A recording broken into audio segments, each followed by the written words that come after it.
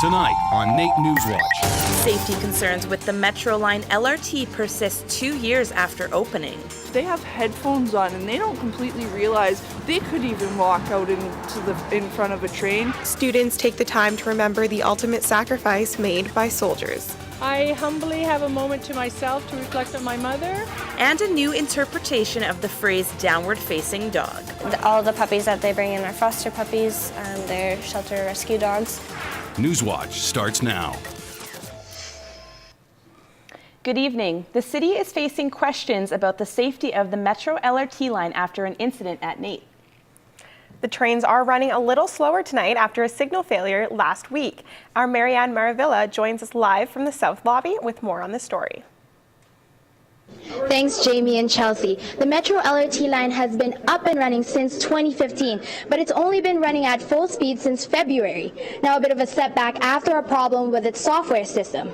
A signal failure caused a safety gate to lift before a train had entered an intersection at NAIT, and this has left students worried.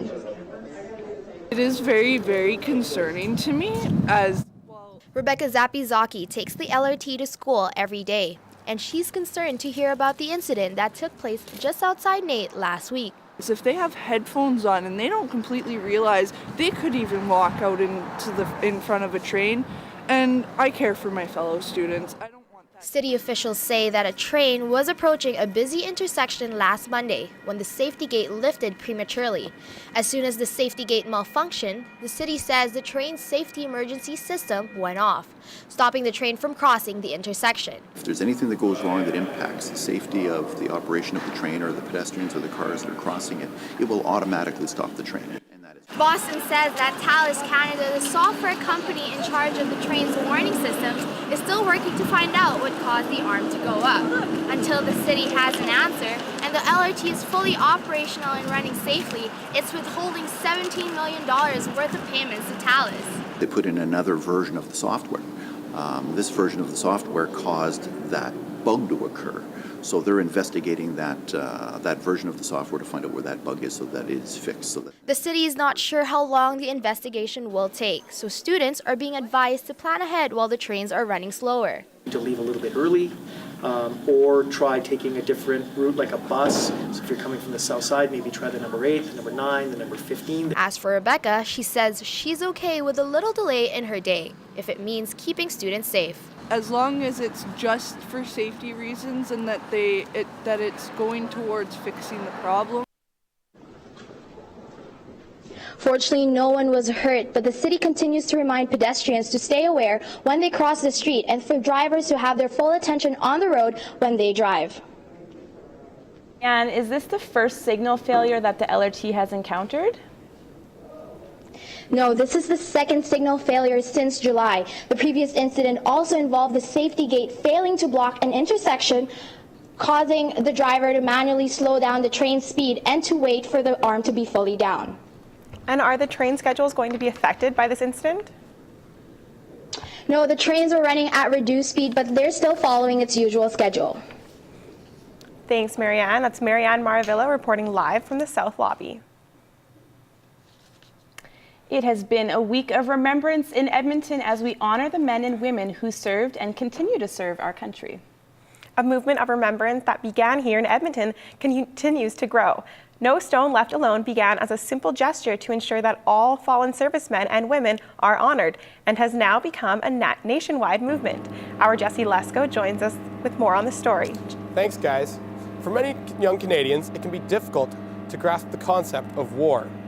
Sometimes, youths have a hard time understanding why remembrance is stressed so heavily every November.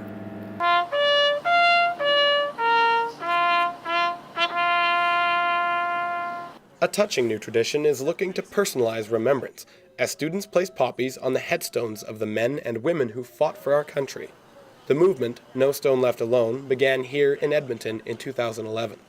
The goal is to make sure that every Canadian who served in the military is honored. Well, you have to remember people that are buried here, died for the country, make sure that they aren't forgotten. Better to remember than to forget all the people who have sacrificed themselves for our country. It's emotional every year. I humbly have a moment to myself to reflect on my mother. and to let her know I stopped at her headstone this morning before the show started with my 2 beautiful daughters. Students placed a poppy on the headstones of 4,000 soldiers buried in the Field of Honor in Beechmount Cemetery. Ceremonies were also held across the country and even in Poland. In total, 7,700 students placed poppies on the headstones of 52,000 soldiers. For those unable to attend the No Stone Left Alone service, there will be other ceremonies taking place here in Edmonton, including the one here at City Hall, as well as one at the U of A Butterdome. It is also worth noting that the high-level bridge will be marked red and white on November 11th to recognize and remember those who fought and fell for our country. Jesse Lesko for NAIT NewsWatch. Back to you guys. Thanks, Jesse. That's our Jesse Lesko reporting from downtown. A local veteran and tattoo artist is doing what he can to help support those who serve our country.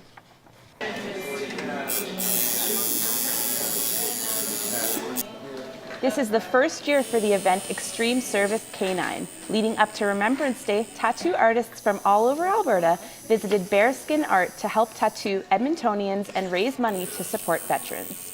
So we've started an organization called Access K9. My dog's name was X. So Extreme Service K9 is a tribute to him and what he provided me with. So the idea is to try and team veterans with service dogs that will support them through PTSD and TBI. That's traumatic brain injury. Bear hopes to make this an annual event.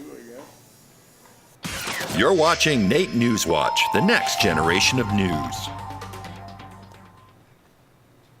The Edmonton Police Service is sending out a warning about a virtual kidnapping scheme targeting international students. Police say that the suspects are posing as Chinese government officials, calling primarily young female students, telling them they have been charged with a crime in China. The suspects then threaten harm to the victim's family and demand money for their release. NAIT International's Services is reminding students to always be aware of something that sounds suspicious. Key point is not to make knee-jerk reactions, to pause, think, ask questions, validate information, get a second piece of advice or sober second thought from a friend or a NAIT staff. There's been no instances reported in Edmonton. Anyone who is impacted by this type of crime is encouraged to call police or Crime Stoppers. With the Coliseum closing permanently, the future of Edmonton's combined farm fair and Canadian Finals Rodeo is uncertain. This ball is brought to you by Holloway Farms. For over 40 years, Northlands has hosted Farm Fair International, one of Canada's top agricultural shows, where thousands of guests come to the Edmonton Expo Centre to show and sell top-quality livestock. This year in particular is bittersweet as nobody is sure what the future holds. We've been involved with Farm Fair and amazing agriculture here at Northlands for several years. Well, we'd be very disappointed if this was the last year. This is such a great event to introduce the public to agriculture and to let them get up close and touch and feel and just really get a sense of what the animals are all about. The Coliseum will permanently close its doors in January. It's National Skilled Trades and Technology Week, a time for students to meet industry leaders and explore career possibilities. The event kicked off in Edmonton with some friendly competition.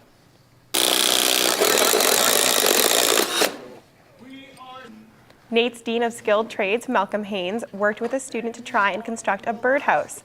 And the Minister of Education, Honourable David Agan, took this opportunity to announce new and improved access to dual credit programs, a program which allows high school students to personalize their high school experience to help discover their career interests.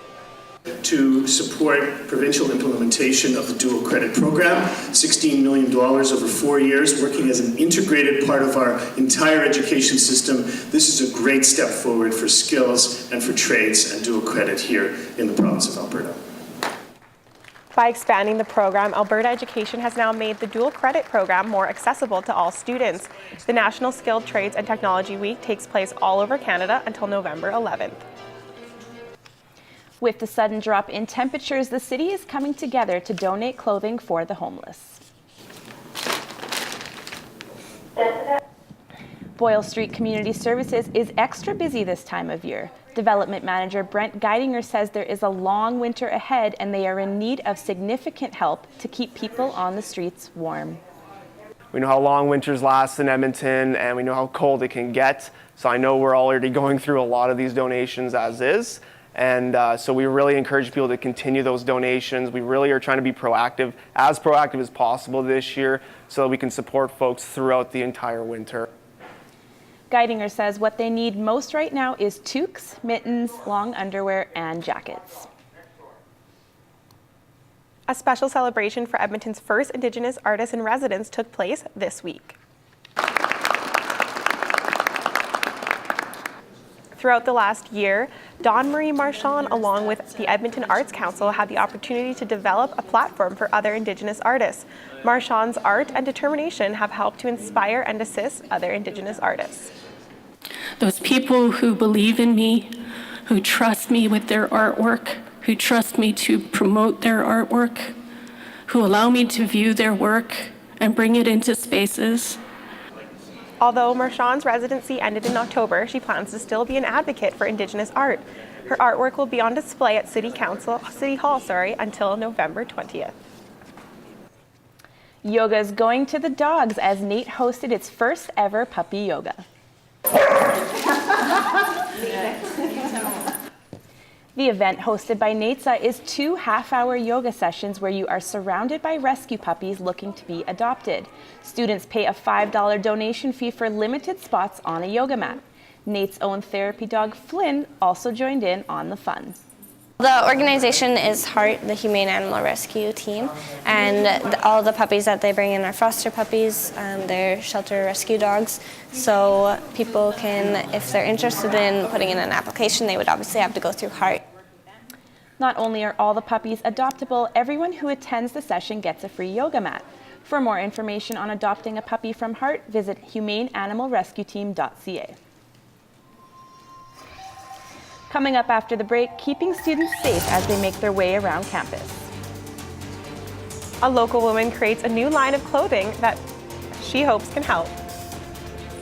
When drivers are driving in difficult conditions, they're looking for headlights. They're not looking for a pedestrian. In sports, the Ooks women's volleyball team takes on Grand Prairie, and I try curling for the first time.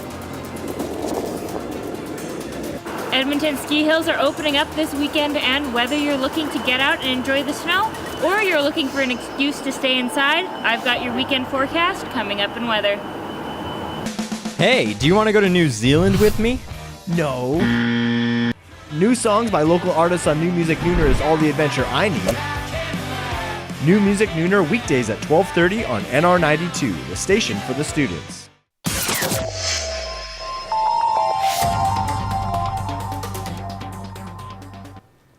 It has been freezing this week. I wasn't ready for it. I know, I feel like winter hit us really fast.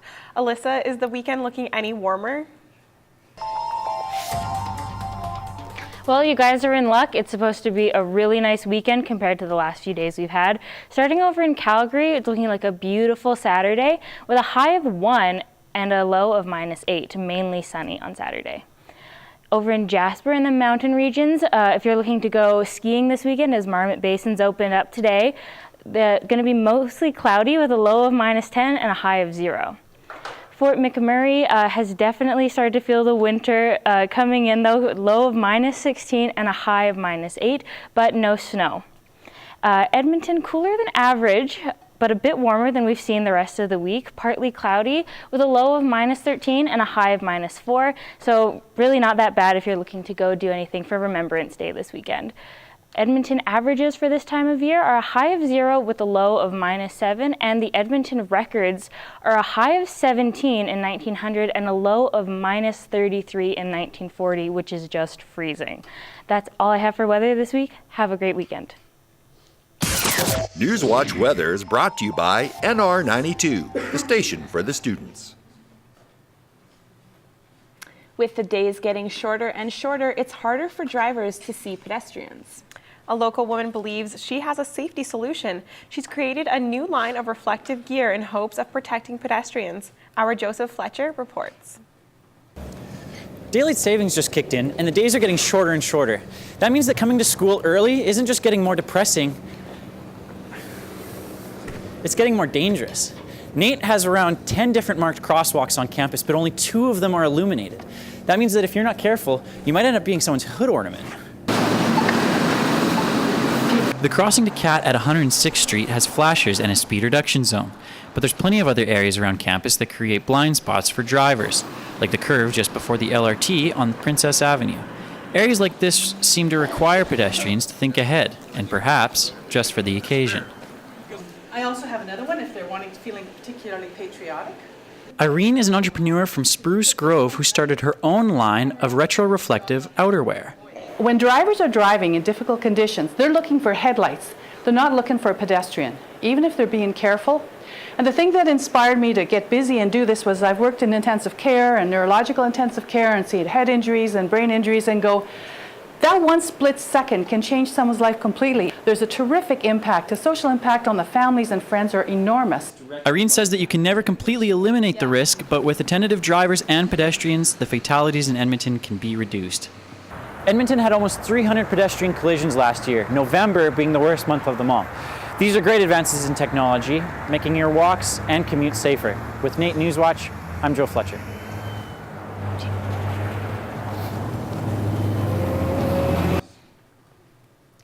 It's the last year of CFR here in Edmonton. Have you gone to check it out yet? No, I haven't gone just yet. Do you know what's going on there this weekend, Michael? I sure do, guys. And we'll get to that in just a minute. But first, we've got some volleyball action. The women's volleyball team hit the court this weekend in a doubleheader versus Grand Prairie. The Ukes look to go 6-2 on the season as they hosted the 5th place Wolves. After winning convincingly 3-1 on Friday, the team hoped to carry that winning momentum into Saturday. The rematch went the distance, but Grand Prairie ended up prevailing in 5 sets, winning 15-7. Julia Donnelly's 13 kills weren't enough to take the weekend sweep. It was a dominating display by Megan Kosh and Jaden Cross, who had a combined 36 kills for the Wolves. Ukes coach Benji Heinrichs wants his team to maintain consistency throughout an entire game. Even in games, if we're giving up a run, we're good at rebounding. So it's a good foundation to build on, but still, like I said, we didn't do much in the 5th set and got behind early and couldn't get it going. So we still got lots of things to work on. The Ukes are back in action Friday and Saturday as they take on the King's University Eagles.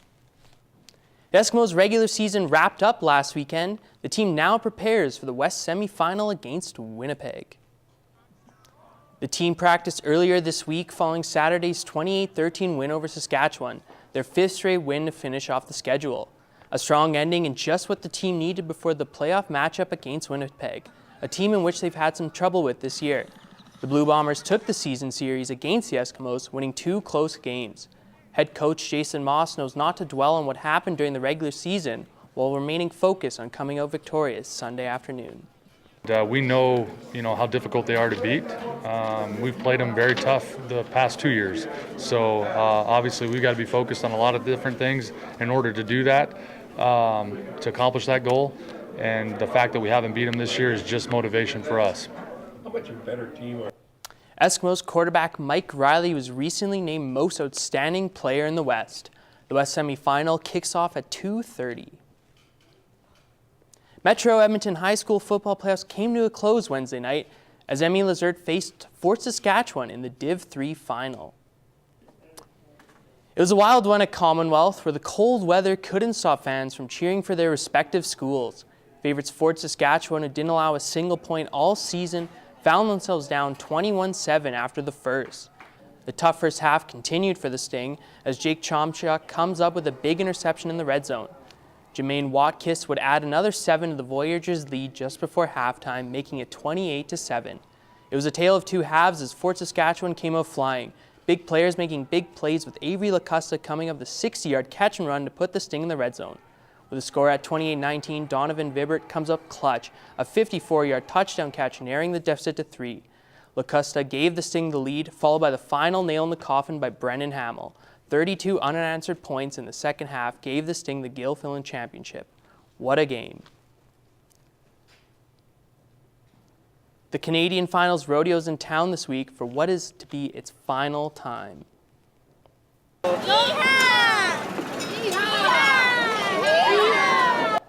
You heard it right. The 44th edition of the Canadian Finals Rodeo kicked off Wednesday, which will be its last at Northlands.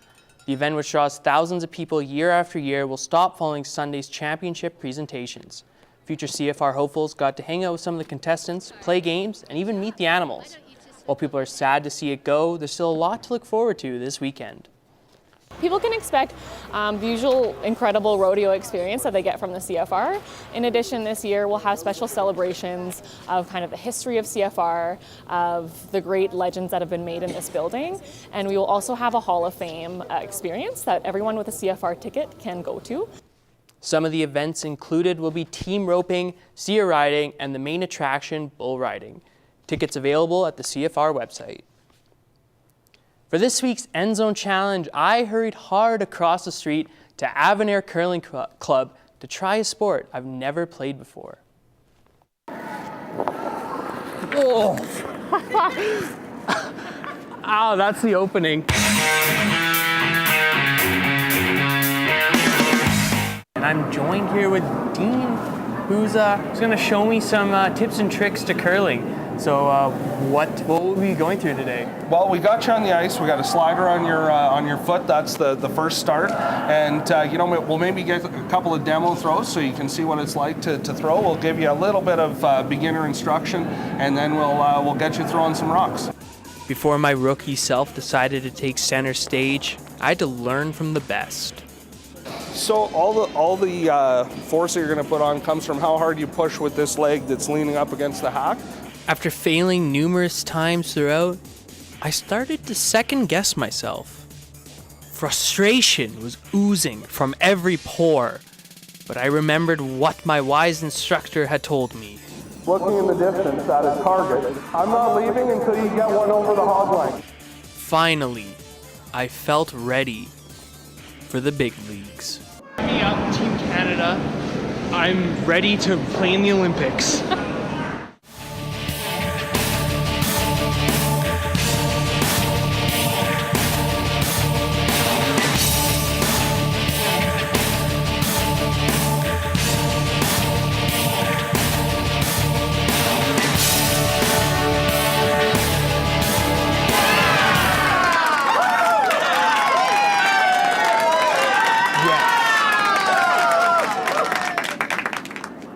Come on down to Avonare Curling Club if you want to give it a go. Hey, appreciate you guys coming out and learning this. I was a little worried after your first couple slides, but it got good fast, so way to go and quick learner. Thanks. Michael, how can we even be sure that it was you that threw that shot? I'm just not buying it. Well, I guess that just adds to the mystery of the whole experience, really. Well, I still give you an A for effort. Thanks. Coming up after the break, we take to the streets with warm meals and clothing. Delivering donations straight from our cars to those in need. Well, we're trying to get the food and the clothes directly into the hands of somebody that needs it. I've got beer, I've got food, I've got art, and a little bit of poetry. That's all coming up in entertainment. Blow up your feed with NR92. Twitter, Facebook, and Instagram. My phone's on fire. Keep up on all things NR92 on Facebook, Twitter, and Instagram. NR92. The station for the students. NewsWatch music provided by Martin Mayer Productions. Clothing provided by Buller Trucking. Well, this week in our community, we helped out at Santa Yeg. Yeah, Santa Yeg is a new organization that joined forces with the restaurants Original Joe's and State and Main to help the less fortunate. From preparing sandwiches to sorting clothes, Jamie and I, along with several other volunteers, got ready to hand out all the donations. The need for food as well as the warm clothing. So we want to actually make a meal for people to accompany the clothing. And then the other part that's unique about our campaign is that as much as possible, we're trying to get the food and the clothes directly into the hands of somebody that needs it. Santa Yeg runs every Tuesday evening until the end of January. Clothing donations can be brought to any State and Main or Original Joe's restaurant. Well, Jamie, you seem like a busy bee. Do you have anything going on this weekend? You know, I actually do have a lot going on, and I think Tori's actually touching on some of the events in entertainment.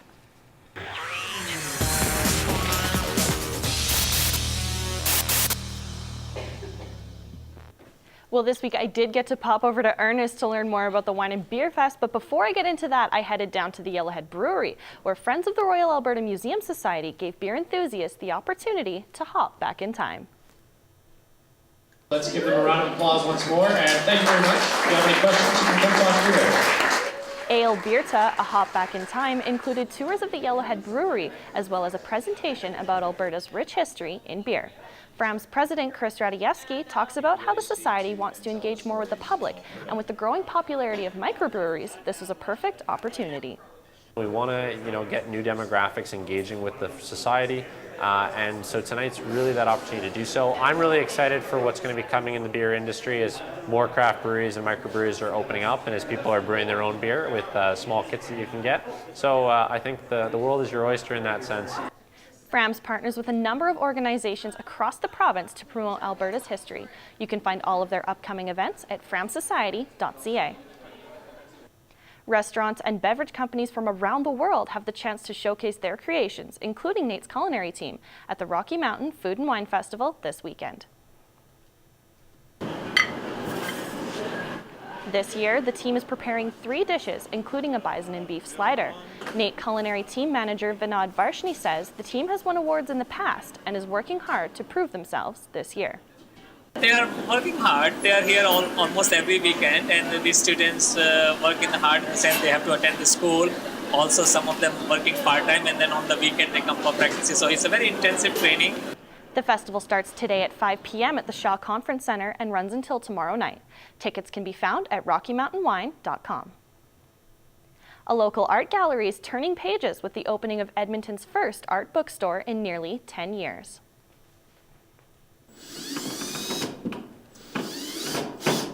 DC3 Art Projects Director Michelle Schultz is busy preparing for tonight's grand opening of Edmonton's only art bookstore. The store will be exclusively dedicated to rare, hard-to-find books and magazines about art. The goal is to not only draw more people to the gallery, but to invoke a sense of community within the Edmonton art scene.